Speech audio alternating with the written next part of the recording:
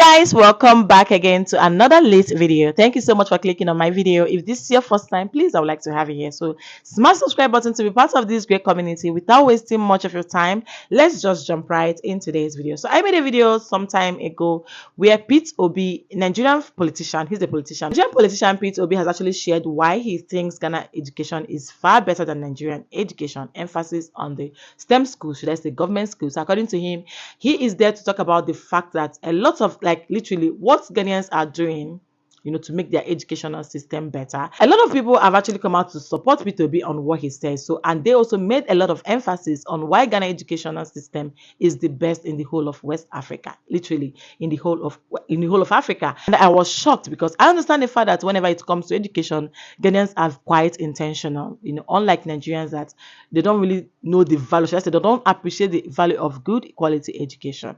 Well, there are a lot of things I'm going to address, but that should be at the end of this video. So make sure you watch the video to the end to find out everything you guys need to know. And should I say what Ghanaians have been doing better to better their education, or should I say what they've been doing differently to improve in their standard of education. Without wasting much of your time, let me just quickly let these videos roll. Then we come back and react some more. Please, I would like the comment section to be very interactive. So let's go, guys. The issue of Nigeria is not Nigerians. The issue of Nigeria is Nigeria as a country. I mean, the leadership, the governance. That is the issue of Nigeria. It's the governance that is messing us up. Because there are a lot of Nigerian billionaires who are trying to help the citizens, trying to create job opportunities. But you know what? Those billionaires and millionaires that used to try are now stopping. Do you know why? Because of some Nigerians they've helped have used the Nigerian behavior that they use abroad to spoil and tarnish the image of us, the innocent, hardworking Nigerians, to close the bridge that the rich used to help the poor. Now, rich people don't send you. If you like, you'll be poorer than the poorest. They don't send you because they've helped somebody before. And do favor them. Or they must have helped somebody before that seemed to be good in the beginning, they turned out to be garbage. That's how it usually ends. And the blessings of Ghana is not only on the government. It's both the people and the government, because the people have come together to say, oh, we want to do our best to avoid committing crimes. The people, Ghana is one of the only African countries where they do citizen arrest. If they see you doing anything bad, a civilian will come and arrest you and take you to the police station and ask you to go and write your statements. The government, even if they thief, like Ghanaians say, Ghanaians will say the government, they take their money, this and that, they borrow loan. But at least we know where the money is going. If you're in Ghana today, if you use your money buy something, trust me, it is quality. Ghana things not today fake and original. No. They don't like the quality regulation system is working. Since I buy this earring, it never spoil, and I got it from Ghana. We are trying to live on our means and try to survive in Nigeria. So Igbo man go see Gucci shoe, go do them copy and sell them for lower amount, and the shoe is also quality, but not as quality as the original, of course.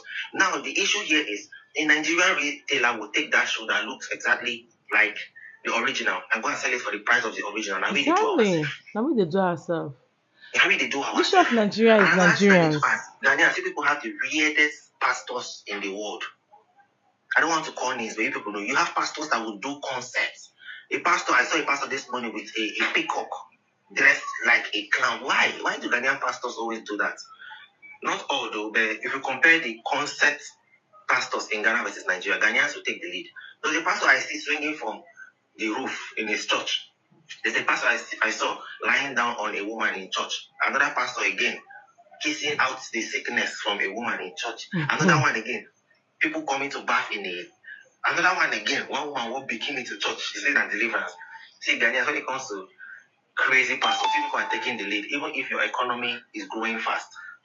They'll say, don't compare Ghanaian economy to Nigerian economy. Nigerian GDP is higher. In the past 10 years or so, if you see the percent at which Nigerian GDP has grown, it's like 3%. But in the past 10 years, if you see the percentage at which Ghana GDP has grown, it could be like 80%. Peter Obi came out to say that Nigerian education sucks. Ghana education is doing better. Nigerian education is still where it was a few years ago. When we are talking about education, Ghana, they do free education. In about 10 years' time, they practically will be no illiterate in Ghana. Exactly. The rate at which Ghanaians are going. Exactly. They will say the government is bad, this and that, but the government, waiting you they pay for, or waiting you supposed to gain for as everything, citizen, you will guys. gain out for the country where they work. They will say, the president is stealing this money, the president is not trying for us. But if they put you in Nigerian shoe, you will go back to your Ghana position. You will. I said this current administration in Ghana is one of the most hated administration ever. But I can put on paper the things that this present administration has achieved in Ghana that I wish Nigeria can achieve quarter of. Free education for everybody with 2 square meals.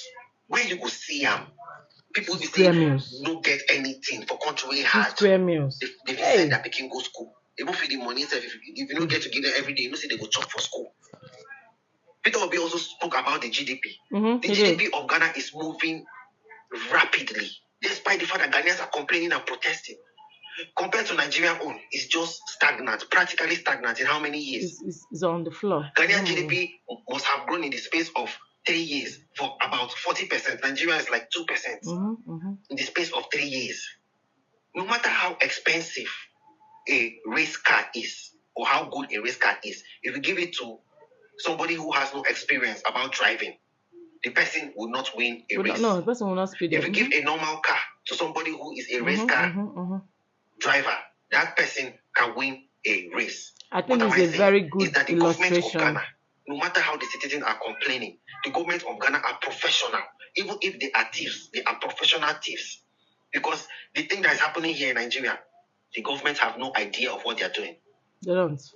The government have no idea of what they're doing. And because of the masses, the citizens are adaptive. We can manage any situation. They will just rub things in our face and hope we take it. Floor price is 1,300, guys. So, no guys, hope. Let me know what you think in the comment section and tag me to videos of Ghanaian schools. I've seen Ghanaian schools that will bust your head.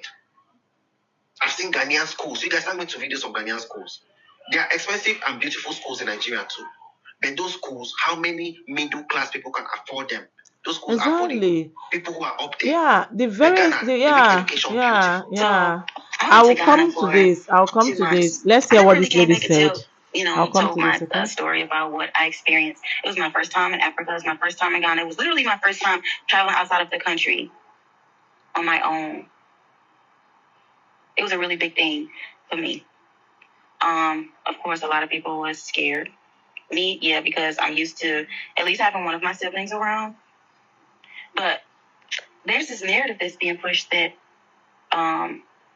Africans do not want us in their countries, on the continent. No. It's a lie. Y'all, I went there and all they were saying to me was, you are welcome, you are welcome. These people did not know me, but they took such good care of me. You see? Ghanaians. I'm talking about such good care of me. Now, don't get me wrong. I'm from Detroit, Michigan. And sometimes I hear people say, well, crime happens everywhere. But the crazy part is that there's these white people coming to Africa. They're going to the worst parts, the slummiest parts of Africa, and they're taking pictures of it. They bringing them and they posting them on America like websites. You know, like when we go to Africa, our Google changes, and it changes to like the language, the different languages in Ghana. Ewe, tree, you know, different things. God, like it changes, you know, but the food was totally different. The fruit was totally different. The avocados were so huge. $1 for a huge avocado. The meat, the pineapples. What? I had never in my life tasted such good pineapple. The avocados, I just can't get my mind off of it. I lost 20 pounds just from eating the fruits and veggies. Yes, the video went on and on, but I'm going to end it here because I don't want to bore you guys. Let's talk about the fact that he said a lot of things. I really love this guy, Kofi Kaval. I'm giving a mega shout out to him. Like, I'm definitely dedicating this video to him because I really love the fact that this guy speaks with so much fact. There's one illustration that he made that actually drew my attention. We are not talking about the fact that we don't have good schools. There are lots of good qualified schools in Nigeria, but they are extremely expensive. What will you gain when that thing you think that is good in the country can only be afforded by little people? We're talking about a country with so much million population. We're talking about the life. You know, the thing there is that anytime, like, let's say around 2 p.m. and they close from school, the massive crowd that comes from government school in Nigeria, sometimes it would be like, what is this? You know, if you're driving through the roads of Lagos and all that, and it's school time, the kind of traffic and the crowd that will be trooping out from that school, hey, one of these days I will try and film. Let me show you guys crowd. So is that not the one that is meant to be well equipped? This is what Ghana have done differently for themselves, Ghanaians. When you come to STEM schools, it is free. Free laptop, free books, free writing materials, qualified laboratories, good equipped classrooms, well-skilled teachers. But if you come to Nigeria schools,